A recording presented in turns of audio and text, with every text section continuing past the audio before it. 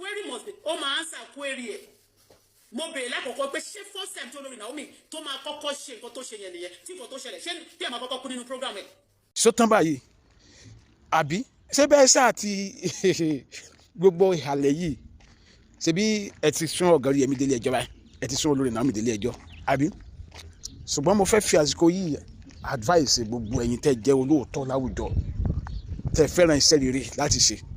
ẹ má jẹ́ kí nǹkan tó ṣẹlẹ̀ yìí kó mú oore sú yín láti ṣe sẹ́rí ẹ má jẹ́ ń tẹ̀ yín àwọn tó ń ṣe bí òòlì àwọn náà máa gbìyànjú pé káwọn máa pọ̀ sí ni o so àwa tá a mọ̀ wípé rere ló dá láwùjọ náà ẹ jẹ́ káwa náà gbìyànjú ká máa pọ̀ sí tí wọ́n bá ṣe nǹkan kan tí wọ́n hùwà kan tí ò dá sí wa ẹ má jẹ́ kí yẹn kó wá jẹ́ pé ká sọ wípé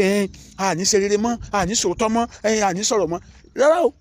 ẹ jẹ́ ká fi rere ṣẹ́gun búburú wọn ni wọn ò ní gbọ́ àwọn olubi ò ní gbọ́ ẹ má jẹ́ kí ẹni tó ń ṣe rere náà gbà fún wọn wọ́n máa gbìyànjú láti fà yín bọ́ sílẹ̀ pẹ̀lú ìwà tiwọn ẹ̀yin náà yà á máa gbìyànjú pé